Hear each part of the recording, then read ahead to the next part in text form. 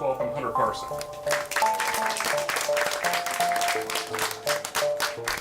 Thanks, Sean. Appreciate it. I'm going to talk as best as I can about screenwriting, storytelling, and really how it all begins. So, I have a very good friend from high school. He's one of my buddies forever, right? And he kind of we were hanging out with his kid, and he's got a son, and he kind of confessed to me the other day. He was like, you know what, I've known you for a really long time, and I just can't figure out what's wrong with you. And I said, well, I'm an artist. Thank you, Sybil. And that truly is the ultimate expression of what I would call a compliment. Is when you hang out with me and you can't figure out what's really the deal. Well, I'm an artist. And I brought a prop up here. This is an old camera. It's called a Brownie. We'll get to that later. But this is one of the very early cameras. And cameras are great because they capture an image, and the image can tell a story. But that's picture taking, right? We're actually going to talk about filmmaking. We're going to talk about writing, which is the beginning of everything. The beginning of the story is the first thing that's written. And a lot of it comes from thousands and thousands of years ago. And I'm going to give you an example. My example is Aristotle. And two things. Number one, if you're going to write characters, write something after you've read Aristotle. If you're going to write story, write something after you've read Joseph Campbell. If you're going to do both, read both. Aristotle says, character gives us qualities, but it is in actions, what we do, that we are happy, or the reverse. All human happiness and misery take the form of action, right? I'm not talking about action film. I'm talking about, and he's talking about, the things that we do, right? The things that the characters do. And they come from the script. So when you're beginning to create, and I'm going to do my best to focus on short film. I've done short films, I've done feature films, all sorts of genres, and I'm going to do my best to focus on short films, right? Short films are great. They're a really good way to hone your craft. And it starts with writing a brief story. You know, I would say write whatever you want and then cut the pieces out that are unnecessary, you know. But Aristotle is talking about actions, what we do. And great writers, oftentimes, when you're looking at a script, oftentimes great writers just focus on the dialogue. The dialogue can tell you what the characters are doing, right? That tells you their actions. You know, if you've got one character saying, you know what, I'm going to go over here and get a cup of coffee. You don't have to write down, I'm going to go here. You see it. You see what I'm saying? There's this beautiful expression that comes from writing the dialogue and the creative process of really getting into the heads of the characters that you're writing. I have had many screenwriters tell me that when they're asleep, they'll dream that they're the character in the movie. And, you know, this is guys from, you know, Ring Lardner to, you know, Larry Gross, you know. They'll literally become the characters in their screenplays, and they'll dream about it. My dad used to do it. I don't think I've ever gotten there. I hope to someday.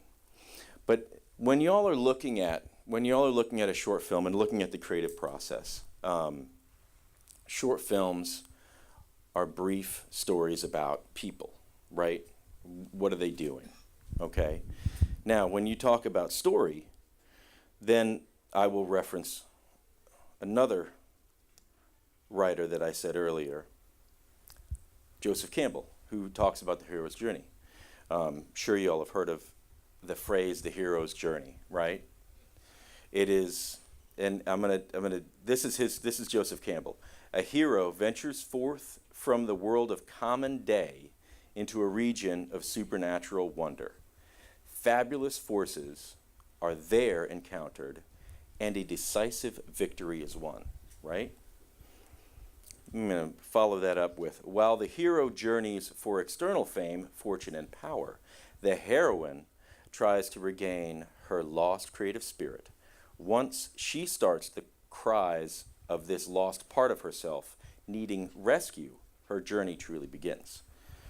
I think that's astute, and I think that Joseph is very accurate when he talks about the way in which our main characters travel throughout this world that we've created. You know, now when you're doing a short film, you kind of have to focus on what's really in reality. When you're doing a feature film, of course, you can take steps outside of the bounds of reality, the bounds of the physicality that you are working with. These short films, I highly encourage it to be very few cast members and one location. It's really nice to watch a short film that has a couple of people having a journey, a short journey. Even with someone like Joseph Campbell, that journey can be extremely brief. That journey can simply go from this chair to that chair, you know. When we're talking about story and character, they do interact. What do we hear all the time? Protagonist, right? That's the good guy. That's the hero, right? The hero is the protagonist. Who's the bad guy, right? The antagonist, sure. When you're working on a short film, when you're working on a brief project, you know, maybe you don't really have the room to do that. Maybe what you really do is you have the room to tell the story of the protagonist, and you don't have a room to tell the story of the antagonist, you know. So what it takes to create a short story or a short film is, I think, in my brain, a piece of paper and a pencil or a pen. But what I'm really getting at is that everybody can do it. Everybody can tell the story of what I'm doing today, right? Everybody can tell that and embellish it, you know. One of the things that we do as artists is we create a version of reality that allows our audiences to kind of take a look at themselves. You know, that's something that I wanted to bring up here because I brought the brownie. This is an old camera obscura. All it is a box. It's just a box with lenses, okay? Sorry, Mark. It's just a box with lenses, okay? I mean, you open it up and that's all it is. It's just a box with lenses, okay? This is how you'd open your aperture plate. You'd get the light that comes in the lens in the front, and then you'd count to however many seconds you want to expose, and then you close it back down, right? But this is the beginning of telling a story with pictures. And that's what film is. Film is telling a story with pictures. Words, pictures, special effects. I mean, what did we start out at? We started out with The Great Train Robbery. That's, you know, what everyone would call the very first film. It was a silent film, but it told the story of a train robbery, which is a very relatable experience 100 some odd years ago, or basically about 100 years ago. But it was a story about people. You know, it was a story about the people on the train, and it was a story about the people that were the bad guys and the good guys, you know. What the stories all start with is people, you know. What we do as artists is we create a person, a reality, a setting that resembles the real natural world. And then what happens is, especially with this camera, specifically with this camera, the image comes in the front of it, and when it gets to the plate in the back of the camera, it's upside down. It's reversed. It's an inversion, right? That's how these cameras worked.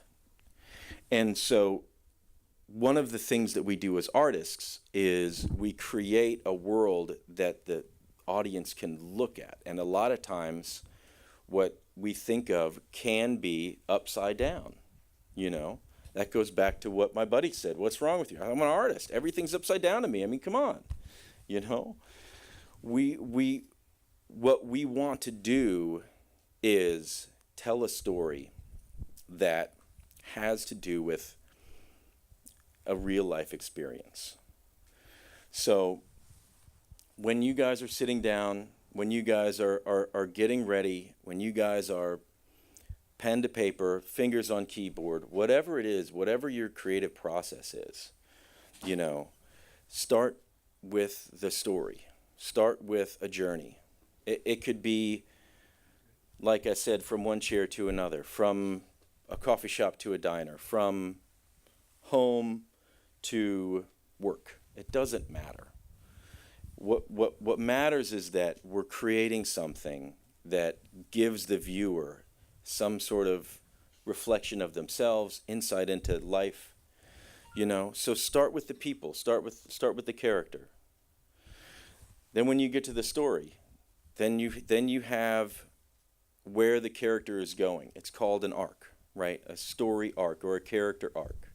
If you're writing long form, if you're writing a screenplay, or if you're writing like a TV show, you have scene arcs and character arcs and story arcs. And there's a lot of different ways to get into that. So what do I mean by an arc? You start somewhere, you reach a top point, you know, the apex, and then you come back down. You know, it's sort of what Joseph Campbell was saying, that there's an arc to it. The start in common reality, right? Then you go into the extraordinary, whether or not that's a donut shop or Dagobah, right? Then you come back to reality, but the character has learned something and gained some knowledge from that brief journey. You know, I had a journey today. I'll give you an example. I woke up in a common world. I had these beautiful three little angels that we have. I gave them a hug. I got in the car, and I ventured out into the unknown on these highways where all these other people were driving. And I didn't know what they were going to do. I didn't know if they were going to try to cut me off. I didn't know if they were going to swerve in the wrong direction, slow down in front of me too fast. So there was all this danger going on, and I was terrified. I was scared. I had my nephew in the car with me. Things could have gone terribly wrong. They didn't. I got here. And now I'm here with you guys. And that's the end of this journey, because I don't know what's going to happen next, you know?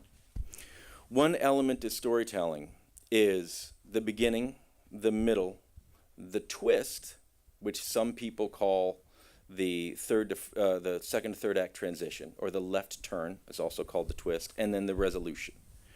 So you begin with, when you're telling a story, and this is, you know, your own way of doing it. I'm just giving you building blocks, okay? I'm not giving you exact things to do. You know, you start to tell your story, and then something happens to the character. Doesn't matter what it is, you know. Could be a bad donut. Then you have to follow the character and figure out what's going on with this donut. When the character begins, they are a mystery to the audience. So when the character begins, unravel the mystery for the audience as a storyteller, as a writer. Start to unravel that mystery.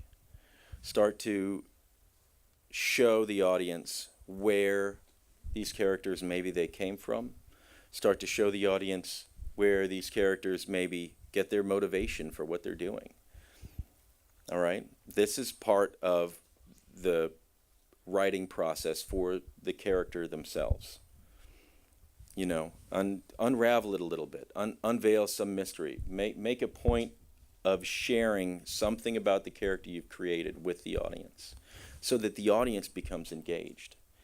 It's part of having a dimensionality to the character. What I mean by that is that if you look at a white piece of paper, it just looks like a white piece of paper. Once you start to color it, draw something on there, create, then it becomes more than a white piece of paper. Whew, it's like a canvas, right? Our screenplays are like canvases. So we're drawing, we're creating, we're presenting something to the audience that they will eventually find out what happens in the end. So please begin with these characters, what happens to them, and then in the middle, they start to deal with a problem, right? You introduce your character, and it doesn't matter if it's 5 pages in or 10 pages in or 20 pages in. It really doesn't. I know there's a lot of books written about how you have to have 90 pages and every 30 pages you have a break, but it doesn't really matter. Be creative, you know. And in a short film, you don't have 90 pages. You maybe have 9 pages. So once you started creating this character, once you started working with the dynamics of the setting that they're in, right? You unveil a little bit to your audience, you tell them a little bit about the character, and then you present the audience with the issue. What is the issue? I don't know. Whatever it could be. In the story that I presented to you of my day so far, the issue was I got to get on the highway, and I got all these other cars driving around me. That's a real issue.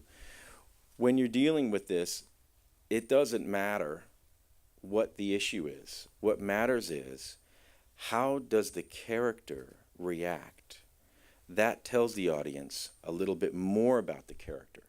Are they a good person? Are they a bad person? Are they a neutral person? Maybe the character doesn't have a clear path. But it's all part of the creative process, right? So we're beginning with character. We're beginning with their journey. We're beginning with a little slice of time that we have brought to this audience. And about halfway through, the character's dealing with something, a problem, some sort of a problem, doesn't matter what it is. So you've gotten from introducing your character and introducing the problem, and now you're in the middle and the character's dealing with the problem. Then what the character does is the left turn or the twist. The character figures out how to successfully accomplish this problem, how to get over the mountain, how to get through the cave, how to fly the starship. Once they start dealing with the problem, and the problem becomes either more significant because they can't fix it, or less significant because they can fix it, then you start to have your resolution. So there's always going to be an issue, whether it's two people talking and they have a dialogue together and they're having an issue, or there's an external force that's creating the issue. There's always going to be something that the main character or the main characters have to overcome. That's part of the journey. That's part of the story.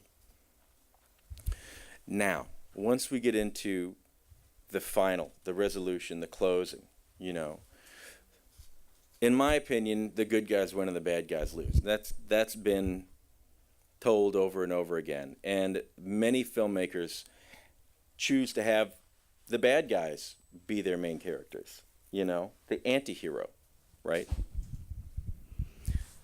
But in the end, even the anti-hero has to accomplish their goals, has to figure something out. And you know, sometimes when you're watching a movie and the bad guys are the main characters, the bad guys still lose in the end, even though, you know, you care about them, you know. Peckinpah was great at that. He always had characters that really despicable, really despicable, Sam Peckinpah. And you're like, man, they're terrible, but I really care about these guys.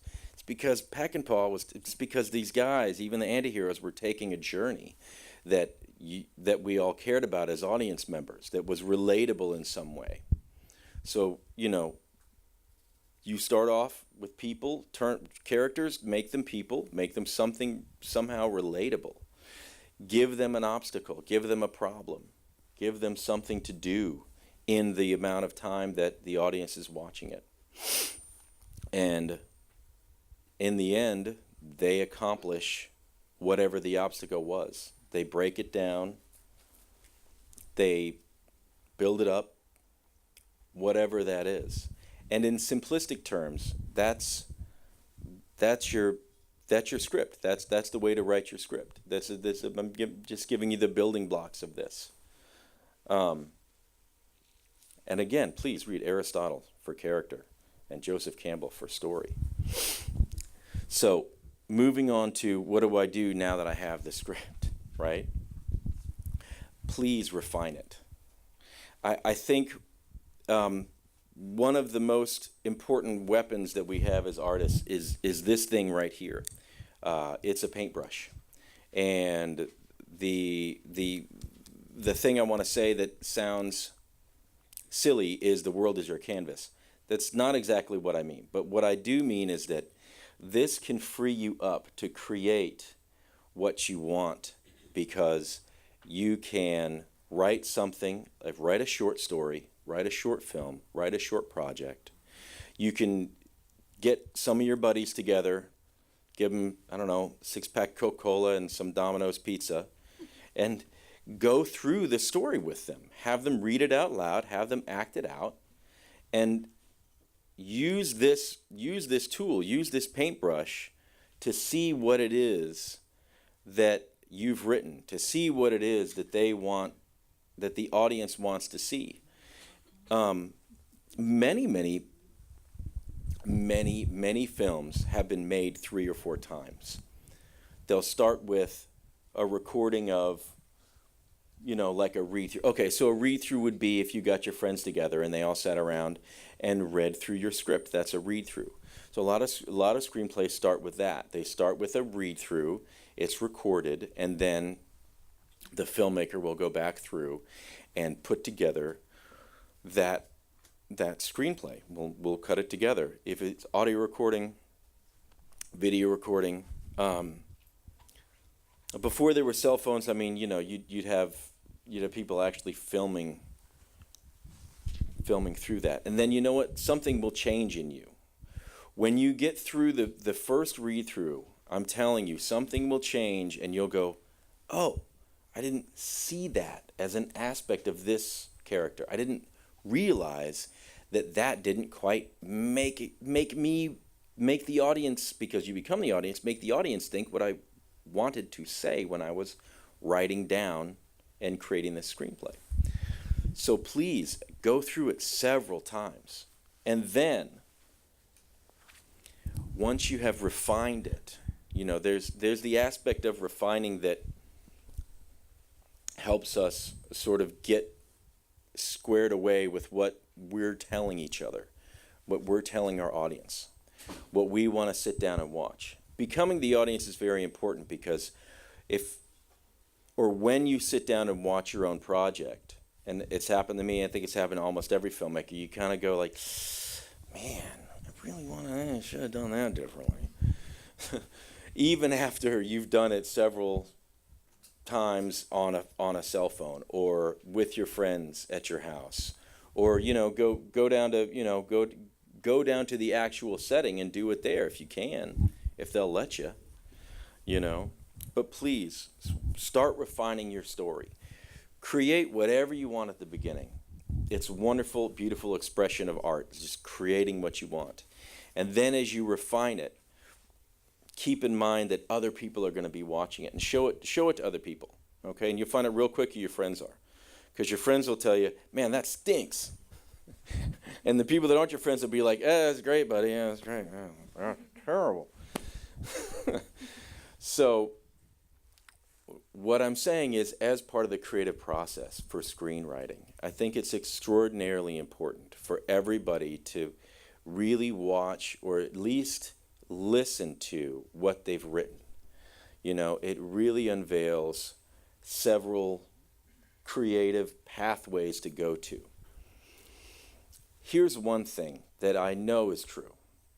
Now that you've got your refinement, now that you know where your direction is, after you've written your project and you've gone through it, now start following those interesting pathways. Now this is the third step. Now you're following the crazy moment that you were like, a throwaway character could become very important. when you get into writing, and when you get into creating, when you get into storytelling, the characters oftentimes begin to talk back. It's the best way I can say it. There's this great show, in my opinion, great show called Breaking Bad. I don't know if you all have seen it or what your opinion is. However, it's basically, Mr. Chips turns into Tony Montana. It's about a guy who's a science teacher who can't figure out how to, he's, underwater in mortgages, and he's got cancer and all this bad stuff's happening to him. No spoilers here. Really, truly, that's not a spoiler. And he meets this guy, and they start to cook meth. Okay, this is a story. These are anti-heroes, obviously, right off the bat. You guys know these are anti-heroes. These aren't the good guys. The thing is, when these writers were creating these stories, when these writers were creating this, they only were focused on the main character, and they let the other characters sort of become who they are. So the other main character is this high school kid that helps the teacher cook the meth. And originally that character was like a scene when they were creating this series. There was like a scene, they had this kid and then he was going to go away. However, because the writers respected the fact that they had created a whole world with these guys in what was it, New Mexico or something like that, Albuquerque or something like that. They created this whole world of Albuquerque. It wasn't our world. It's not the Albuquerque that we go to, right? It's the version of Albuquerque where these characters live. Some elements, of course, are real because they had to film it in a real location. But they were respectful enough of the creative process to allow the characters to emerge, to allow the story to begin to tell itself, And a lot of what we do as artists is we're just a conduit for the creativity. A lot of what we're doing when we're taking a picture with a brownie or with our cell phones or with some of this high-tech stuff in here, a lot of what we're doing is we're just listening and watching what visuals are there in front of us. Now in a short film, you have a very brief timetable to get all that accomplished. And so once you're creating, you've started, you're creative, right? You've written something, then you start to listen to what other people are doing with the characters and how that changes your characters. And then once you've been through that path, then you start to enter the third element to it, which is really listening to where it's all headed. Some people, some great directors, like I'll give you an example, Alfred Hitchcock. He would tell everybody exactly where to go and where to say their lines. He would go in here and walk over there, and you say that line there, and he's going to be over there. He knew exactly what was going on, and that's definitely one version of the creative process. But because we're starting out as writers, we don't know exactly what's going to happen.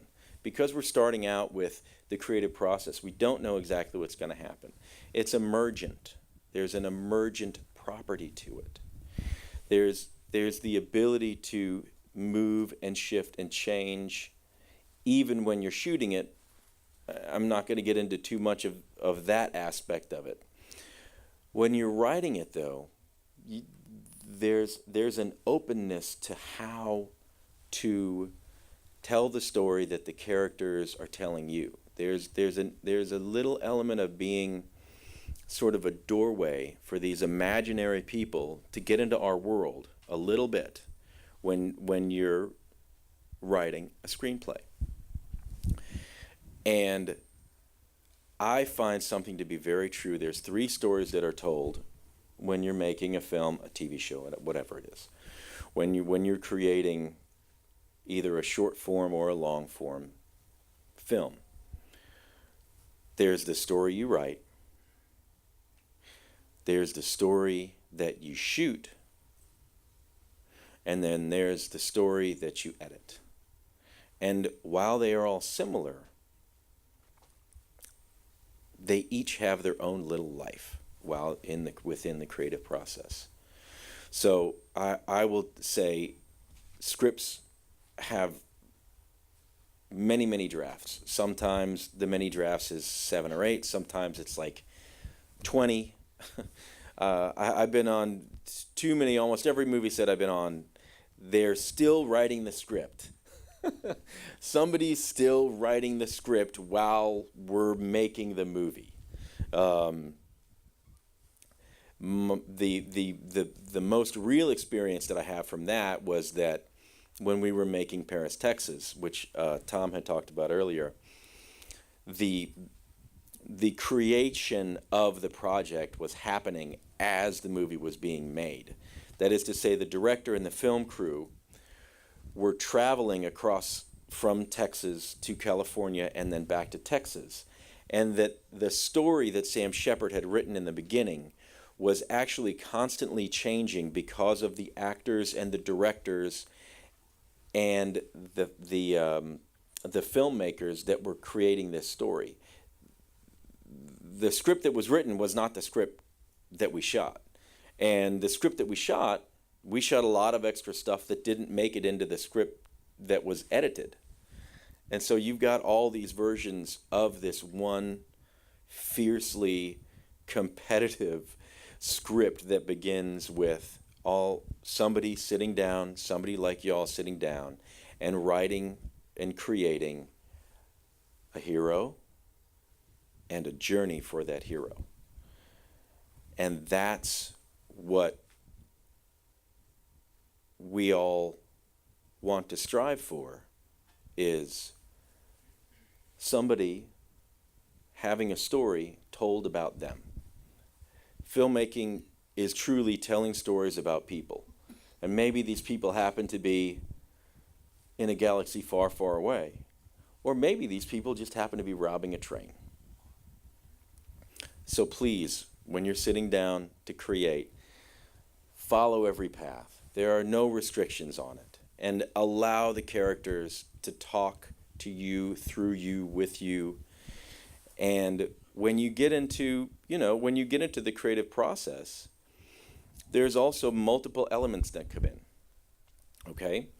So you've written a script with these dynamics to it, right? A place, characters.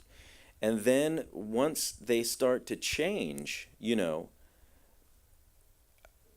I've written things that were not for me to direct. And I've noticed that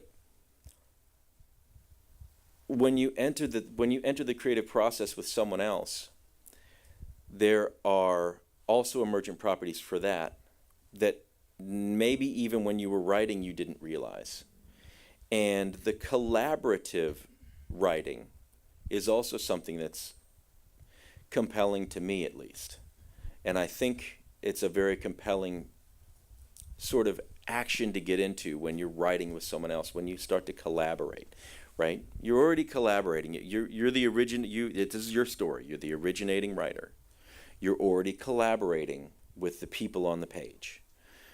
You're already collaborating with the environment. You're letting it affect what's going on. You're letting it affect the characters that you've created. And then you can even further heighten that collaboration and bring in a director or another writer and start to work with that aspect of the creative process. There's writing what you like. There's writing what someone else likes. And then there's also writing what you both like, or all three of you like. I think that many times when we start to create, we will bring about forces that are sort of making their own choices and bringing in a collaborator, bringing in someone else to help you write it, or bringing in someone else that is eventually going to direct it. Or if you're a director and you're starting to work with a screenwriter It's fascinating to see how what we've originally planned can become something that you didn't even plan, that you didn't know was going to happen. So there's a collaborative effort. There, it's different than painting a picture. It's different than, writing a poem. It's different than even taking a picture, because when you take a picture, you're the prime mover on this. You're the one that's focusing and picking out your frame, picking out your subject. Film is a collaborative art, and there is every reason to begin that collaboration with the screenwriting process. It's very, very helpful, I find, and I think a lot of people find, it's very, very helpful when you hear that phrase, I'm going to bounce idea off you. Bounce ideas off of people, Once you start to bring into your fold of your idea, of your creativity, once you start to bring other people into that fold, it changes. It becomes more than what you've imagined, what you've brought up into the page itself. So, create characters. Please create characters. It's a great thing. I mean, I think we're all kind of characters, but please create characters. Please create a setting, a story, an adventure, a journey. And then let that be its own thing. Let that take you somewhere. And then bring somebody else in. And let the other people sort of give you an interpretation, let you know how it goes. There are, again, I'm going to say, there are 3 versions of the script: the one you write, the one you shoot, and the one you cut. And that's the collaboration. That script is a collaboration. Sorry for the feedback, folks. That script is always an ongoing collaboration. The actors are collaborating with you. The editors are collaborating with you. There's always an ongoing collaboration that when you start to write, please be open to it. I think screenwriting is an art to itself. That is to say, these are to an extent a first draft of what you're going to make. So be open to change, be open to differences, and listen to the characters that you're creating and never let that go. Those are very important people, I want to say, but those are very important sketches of reality.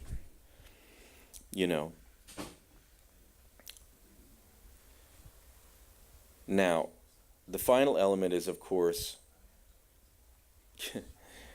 getting the screenplay to where you want it to be to show somebody, okay? And this is, for me, quite a bit, if I'm writing something, it's the scariest part for me. I'm very trepidatious about it. It scares the bejesus out of me to hand somebody a script and say, hey man, what do you think? Our little girls keep us honest, because if I read them a script and 5 minutes in, they're doing twirls and going, and I know I've got to rewrite instantly, But once you start bringing people into that creative process, there's an acceptance. Just accept what they're saying, accept their notes, accept it for what it is. You don't have to take every note. You want to start out with your own story and then collaborate with others to create a bigger story. Ultimately, as artists, we want our audience to see what we're saying. And once you get into the collaborative process, that audience of 1 or 2 or 3, that audience is definitely going to speak back to you. And be open to all those comments, all that information, I understand, because I've written screenplays that are my little babies, and I want to take care of them, and I want them to be exactly what I want them to be. But this is film. I understand that, someone like Leonardo da Vinci laid prone and painted the Sistine Chapel. Well, that's a very private experience, but it was for a very public audience. One of the most public audiences, the Sistine Chapel. When we're creating something, think of it as, what are other people going to want to see? What are other people going to be interested in? How do we create something out of nothing?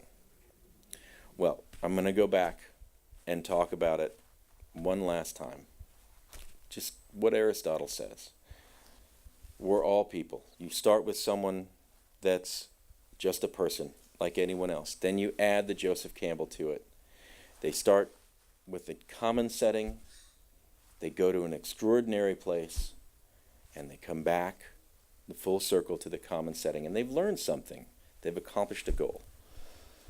So please, when you're writing a short, have all that process happen. You just got to hone it down to a segment that's 10 minutes long or less, but I'll talk more about that later.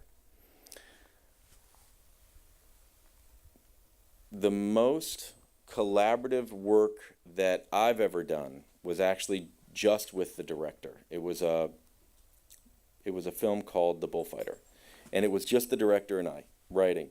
And he just, I'll tell you this one thing he did. His name's Rune. He had this idea that there was a character in the story that came back, that died in the beginning, that kept coming back. And he had this really interesting idea that as they came back, they would come back and be more and more decomposed. They were a ghost, but they were a decomposing ghost, which is interesting because usually if you're a ghost, you come back and you're just a ghost. But if you're a zombie, you come back and you start to decompose.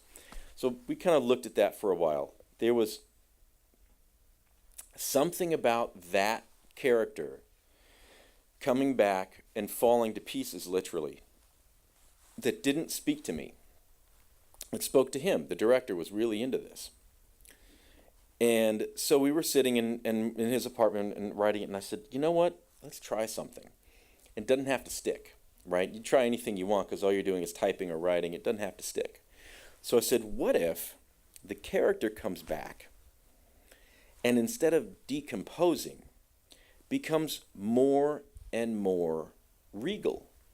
What if this character comes back and is in kind of nice clothes, then even nicer clothes? Then we really beautify this character and create the return in the final time the character comes back. What if they're wearing a huge flowing dress and they've kind of become more alive instead of more dead? What if you do the opposite? Anyway, it worked out, and that's what we did. He really liked it. But that's what I mean by collaboration. I think that was a better choice, to have the character come back and become more alive, as in they return to help the main character, rather than become more dead as they return to help the main character. I thought that worked better. That's just an example of an element of the creative process. And when you're writing, start out, do something, write what you want, make it short, film it, record it. Do some diligence there with, what is this going to look like when other people are saying the words, instead of just what's in my head. Do some due diligence with your buddies, your siblings, your parents, whatever it is, and go through that process with them and elaborate and embellish the characters more and more as you go through the process. That's part of the creativity of writing a screenplay. Then let other people enjoy it. show it to other people, and take their comments. And then when you're really, really ready, and you know what you want to do, make your story happen. Create it, shoot it, however you want to do it. Let somebody else do all the stuff. I don't know. It's up to you. But be creative. Please start out with something that's a character. Take them on a journey. Show the audience members how they feel. And, you know, if for me, the good guys win. For you, I don't know. But it's a very interesting process. It's a very creative process. And what I really hope that y'all take away from this is check out Aristotle and check out Joseph Campbell right before you start typing, writing, whatever it is. What's the difference between creating a narrative and doing something like a documentary where you're actually documenting real experiences? I'm in the process of doing audio posts and a documentary about first responder training. It's called the Fire Asylum, and it's a training company. And I still shoot their training videos for their website, but what they allowed me to do was actually go in and shoot the training process and use their footage to make a story. It ended up there were like 5 or 6 students that went in. One student became the hero, and the other students became the characters. So in cutting it together and showing that existence, I had to focus on one person. I would have loved to tell all 7 of their stories because they're interesting. I mean, these are first responders. They've got so much going on. However, I had to hone in on one person. So that also applies to the reality world. You have to hone in on one person because you got a bunch of storylines going. You know, I think someone in here said that they shot for cops. They've been on set with cops. I did Cheaters, and you know, when you go out and you shoot this, you know, we could be out there for 15 minutes, you know, or we could be out there for an hour and a half. You know, a lot of the times when we were making the Cheaters happen, we would sit in the edit room. We would sit in the edit suite. You know, this is another thing that I'm talking about. There's a story that you shoot and the story that you tell, right? We're in the edit suite, we're telling the story. And, I mean, we would go through an hour's worth of footage and be like, man, none of this is getting the story moving forward. We're still telling a story, you know, albeit most of the time the story is a total train wreck. That was just the nature of what we were doing. We had to cull down. We had to take a journey with the character, the person who's being cheated upon. Right? That's the main character. And sometimes, you know, they were anti-heroes, and sometimes they really were heroes. We still had to take that journey with them, and we had to cut out the stuff that was too much and really just focus and create their exact tale. Because, you know, we're people. You know, when we're doing documentary or a reality style, we're people. There's a lot of extraneous stuff. To give you an example right now, some of y'all are writing down some things that I say, and some of y'all are writing down other things that I say. So the story that you guys are creating right now, whether you're writing it down or you're just registering information, you're creating a certain version of what I'm giving and what you guys need to take away. Because some of the stuff that I'm telling you, some of y'all know, and some of the stuff that I'm telling you, other ones of y'all know. But there's always bits and pieces to create the story that I'm telling in your own version. That's part of making a documentary or making a reality TV show, is finding the right pieces that create the journey that you want to tell. For the show Cheaters, how do you hire some of the actors to get on there? It was all real.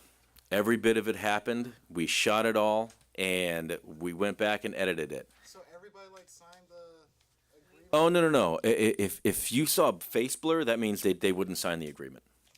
Okay. That means they would sign. But most people did. I mean, I think I was talking about cops over here, and most of them, they'll sign an agreement. you know. But I mean, here's the thing. Obviously, if they signed the agreement, there was some money exchanged. Right. Obviously, right? Because you have to. If you're going to put them on TV, you've got to have some reciprocity there. It'd be illegal if you didn't. I was a director producer, so I wasn't really behind the scenes. But of course, I mean, you hear this stuff from the agents, and you hear this stuff from the other detectives that we would use. That, you know, you're waiting until the very last minute. Hey man, we got to blur their face, and they run in with the contract. No, they signed it. Don't blur their face. All right, fine. Jeez, things like that.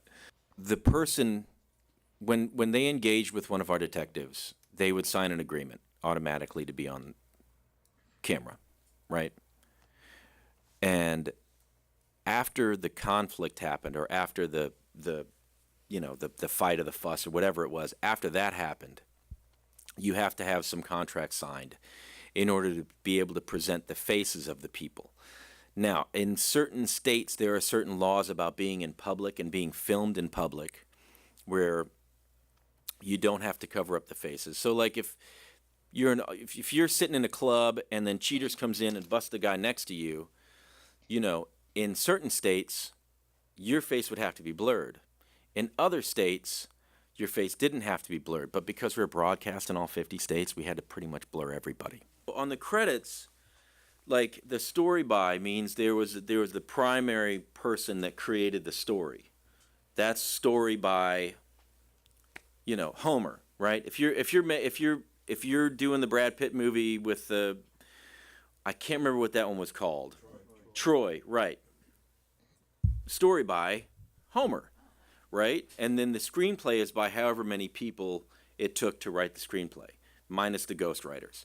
So when you're dealing with this goes to what you were saying, sir. When you're dealing with the big screenplays like The Avengers or something massive like that, where you have to get it right because there's hundreds of millions of dollars on the line, you got a lot of different writers that all have very specific tasks. Like, somebody might only be writing the dialogue for the Hulk. It's a joke because the Hulk doesn't say anything. 2 words, right? But you'd have, you know, you'd have somebody that goes through and sculpts the action, you know, and then you'd have somebody that goes through and sculpts maybe the first the first act, you know. You got a bunch of people that are all sort of being very collaborative. However, only a few of them are listed, and that's more contractual stuff, like you were saying, ma'am. Especially when you're getting into like the bigger screenplays, there's a lot of contractual stuff with who gets what credit, who's first. I mean, these guys get into like month-long arguments about like, well, no, my credit's before theirs and all that. So like when I worked with the director on the bullfighter that I was telling you about, I didn't care. I was like, put my name up there somewhere and saw it's like written by the both of us or something. I don't really, none of that bothers me. But a lot of people really do care who's first, who's story by. There's also idea by. There's also, you know, then there's like the based on true events, you know, that sort of thing pops up when you're watching when you're watching movies. So there's a lot of different ways to do it. It goes back to what I was talking about as far as the creative process can be collaborative, you know, especially when you're making a movie, then you're like collaborating with 300 people. You know what I mean? Oh, I've absolutely had writer's block. It's kind of unavoidable. I usually just take a break and do something else. Write another story. I'll tell you what I find, for me, extremely helpful with writer's block. Take the characters and write something with the characters that's has nothing to do with the other screenplay. So, like, if Star Wars and you got writer's block, you know, take Luke and Han and Leia and, you know, have them buying a car from a used car salesman, you know, and have that interaction, because that will give you some insight into how those characters react in a different situation. and oftentimes that moves it along. But seriously, when you're writing, like, never stop writing. If you're frying some eggs and you got an idea in your head, put the eggs down, write it down, even if you're like scribbling on the kitchen floor with a Sharpie, so you don't lose that idea, because those things happen. Those things become really, really real, and some of those ideas that we have actually become the story. So yeah, for writer's block, just for me, I take a break, or I'll totally take the characters and put them in a totally different time zone, totally different continuum, things like that, and I'll just write it down, and then maybe that never goes anywhere. It's just a piece of paper laying around. I've got I'll end up with like this much story work, character work, and then this much of a script. You know what I mean? For sure, yeah. Read a book. That's always a good one, because you're dealing with somebody else's creative process.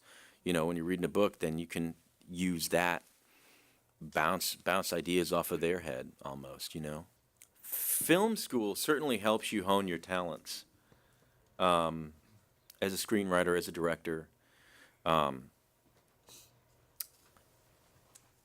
think that doing it is really good. If you just keep at it and keep doing it, you do 10, 5, 8, 6, 7, 9, 10 short films, and you really start to figure out what's going on, and you really start to get into your own sort of creative flow, and then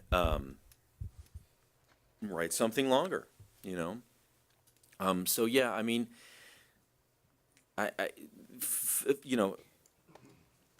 film school hasn't been around that long, so there's still a lot of film schools that aren't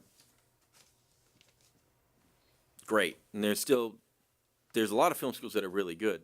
But I mean, in my personal opinion, just keep at it.